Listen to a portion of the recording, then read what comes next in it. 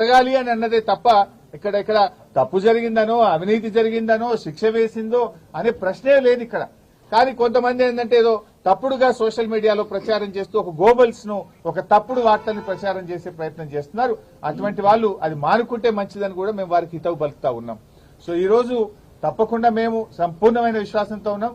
ఇది ఒక తుఫైల్ కేసు. మా ఆర్ఎస్ ప్రవీణ్ చెప్పినట్టు ఇది 100% తుఫైల్ కేసు. ఫైనల్ గా ఇది ఇందులో ఎలాంటిది కూడా బయటకు వచ్చేది లేదు. అసలు ₹1 రాష్ట్ర ప్రభుత్వ ఖజానా నుంచే పోయింది లేదు.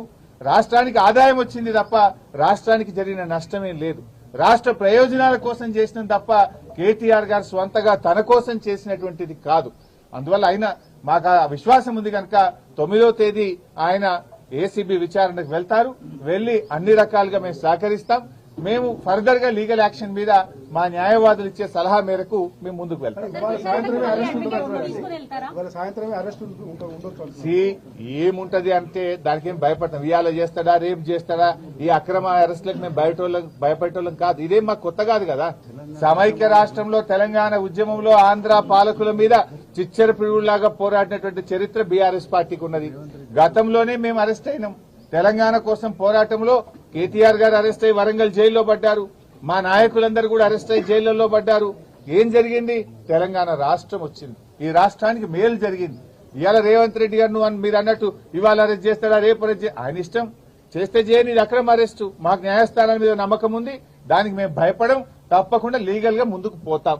9వ తేదీ వాళ్ళు నోటీస్ ఇచ్చారు. డెఫినెట్ గా 9th నాడు కేటీఆర్ గారు మేము హాజరవుతాం. మొన్న కూడా హాజరయ్యారు కదా.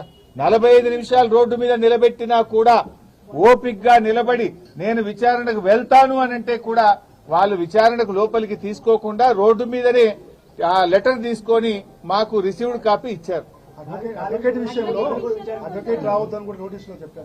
అడ్వకేట్ విషయంలో ఏం చేయాలి అనేది చూడాలి. గతంలో there are lot of precedences. Rahul Gandhi గారు ఈడీ ఆఫీస్కి పోతే వెంట అడ్వకేట్లు వెళ్ళలేదా? గతంలో అడ్వకేట్లు వెళ్ళలేదా? అడ్వకేట్లు వెళ్తే తప్పేంటి సార్? అది ఎలా చేయాలి ఏం చేయాలి అనే విషయాన్ని మా లీగల్ టీమ్ తో డిస్కస్ చేస్తాం. Whatever the legal team advises we will follow that.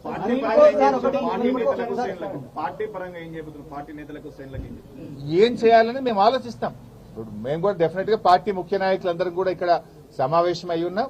Government యొక్క చర్యల్ని బట్టి పార్టీ పరంగా మేము ఎలాంటి నిర్ణయాలు తీసుకోవాలనే దాని మీద చేస్తాం. ఒకటి మాత్రం క్లియర్ బై సార్, ఆయన అరెస్ట్ చేయని ఇంకా 100 కేసులు పెట్టని రేవంత్ రెడ్డి ప్రశ్నించడం ఆగది.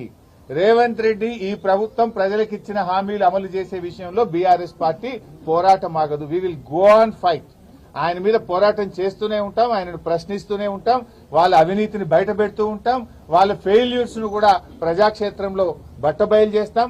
ప్రజల పక్షాన, రైతుల పక్షాన, మహిళల పక్షాన, కార్మికుల పక్షాన మా పోరాటం కొనసాగుతుంది. బైసాబ్ దాని మీద నిన్ననే కేటీఆర్ గారు కూడా స్పష్టంగా చెప్పారు.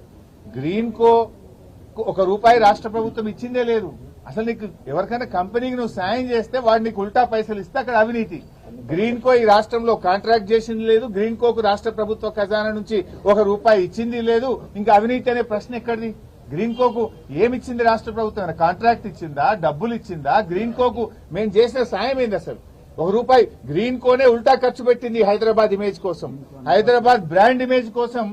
గ్రీన్ కో వాళ్ళ సొంత డబ్బులు పెట్టి ఈవెంట్ నిర్వహించారే తప్ప రాష్ట్ర ప్రభుత్వం గ్రీన్ కోకి ఇచ్చింది అయితే ఏం లేదు కదా. హైదరాబాద్ మాదాపూర్ లోను మచిలీపట్నంలోను ఏసీబీ రైట్స్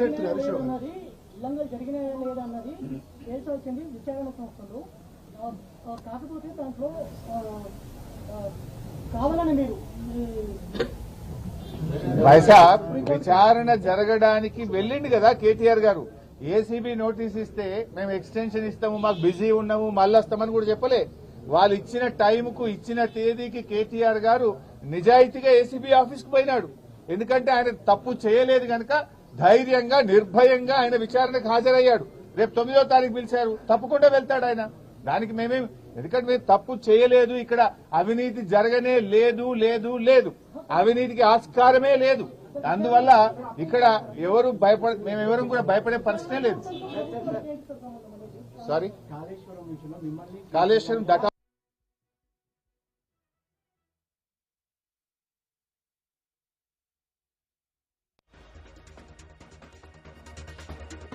ఆర్డర్ రాదు.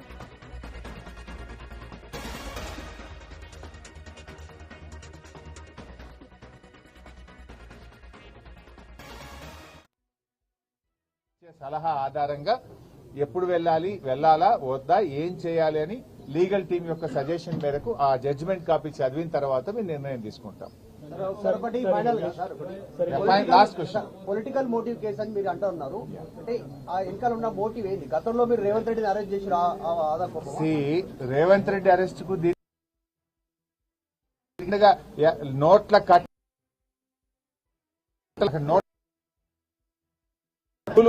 లంచం ఇస్తూ రెడ్ హ్యాండెడ్ గా దొరికింది రేవంత్ రెడ్డి. అసలు ఇక్కడ కేటీఆర్ గారు ఒక మినిస్టర్ గా హైదరాబాద్ బ్రాండ్ ఇమేజ్ పెంచడానికి ఈ కార్ రేసింగ్ ద్వారా హైదరాబాద్ బ్రాండ్ ఇమేజ్ పెంచిండు. కేటీఆర్ రాష్ట్రానికి మేలు చేసిండు, హైదరాబాద్ కు మేలు చేసిండు. అంతే తప్ప రాష్ట్ర ప్రభుత్వ ఖజానా నుంచి ఆ కంపెనీకి నయా పైసా కూడా ఇయ్యలే కదా. డబ్బులంటూ ఇస్తే కదా నీకు ఏదైనా వాపసు వస్తే కదా అవినీతి అనేది. నువ్వు రూపాయి ఇచ్చింది లేదు, చారన్న నీకు వచ్చింది లేదు, ఇంకా అవినీతి ప్రశ్న ఎక్కడదండి? ఆయనేమో నోట్ల కట్టలతో రెడ్ హ్యాండెడ్ గా దొరికిండు. అసలు ఆ కేసుకు ఈ కేసుకు లింక్ ఏముంది? మోకాలకు బోడగుండుకు పెట్టినట్టు. Thank you. చర్చించడం జరుగుతా ఉంది. ఈరోజు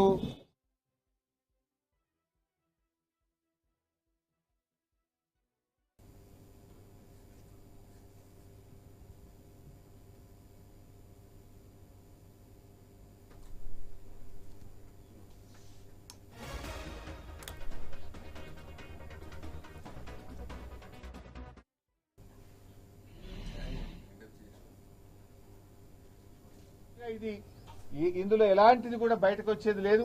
అసలు ఒక రూపాయి రాష్ట్ర ప్రభుత్వ ఖజానా నుంచే పోయింది లేదు. రాష్ట్రానికి ఆదాయం వచ్చింది తప్ప రాష్ట్రానికి జరిగిన నష్టమేం లేదు. రాష్ట్ర ప్రయోజనాల కోసం చేసిన తప్ప కేటీఆర్ గారు స్వంతగా తన కోసం చేసినటువంటిది కాదు. అందువల్ల ఆయన మాకు ఆ విశ్వాసం ఉంది కనుక 9వ తేదీ ఆయన ఏసీబీ విచారణకు వెళ్తారు. వెళ్లి అన్ని రకాలుగా మేము సహకరిస్తాం.